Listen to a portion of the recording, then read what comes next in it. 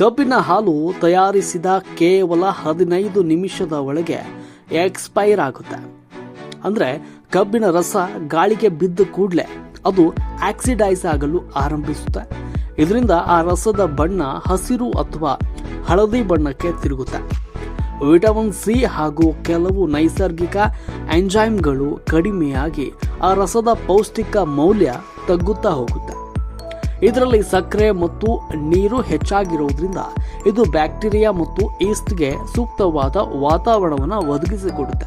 ಅದರಲ್ಲೂ ಕೂಡ ಈ ಕಬ್ಬಿನ ಹಾಲನ್ನು ಬಿಸಿ ವಾತಾವರಣದಲ್ಲಿ ಇಟ್ಟರೆ ಅತಿ ವೇಗವಾಗಿ ಅದರಲ್ಲಿ ಬ್ಯಾಕ್ಟೀರಿಯಾ ಮತ್ತು ಈಸ್ಟ್ಗಳು ತುಂಬಿಕೊಳ್ಳುತ್ತವೆ. 60 ನಿಮಿಷಗಳ ನಂತರ ಕಬ್ಬಿನ ಹಾಲು ಫರ್ಮೆಂಟೇಷನ್ ಆಗಿ ಇದರಿಂದ ಅದರ ರುಚಿ ಹುಳಿಯಾಗುತ್ತೆ. ಒಂದು ರೀತಿ ಆಲ್ಕೋಹಾಲ್ ಕೂಡಿದಂತೆ ಭಾಸವಾಗುತ್ತೆ. ಒಟ್ಟಾರೆ ಕಬ್ಬಿನ ಹಾಲನ್ನು ತಯಾರಿಸಿದ 10 ರಿಂದ 15 ನಿಮಿಷದ ಒಳಗೆ ಅದನ್ನು ಕುಡಿಯಲೇಬೇಕು. ಇಲ್ಲದೇ ಇದ್ರೆ ಲೇಟ್ ಆಗಿ ಕುಡಿದ್ರೆ ನಿಮಗೆ ಹೊಟ್ಟೆ ನೋವು, ಗ್ಯಾಸ್ ಮತ್ತು ಬೇದಿಯಾಗುವ ಸಾಧ್ಯತೆಗಳಿರುತ್ತವೆ. ಇದೇ ರೀತಿ ಇಂಟ್ರೆಸ್ಟಿಂಗ್ ವಿಡಿಯೋಗಳಿಗಾಗಿ ನಮ್ಮ ಚಾನಲನ್ನು ಸಬ್ಸ್ಕ್ರೈಬ್ ಮಾಡಿ ಹಾಗೂ ಈ ವಿಡಿಯೋ ನಿಮಗೆ ಇಷ್ಟವಾದರೆ ಲೈಕ್ ಮಾಡಿ.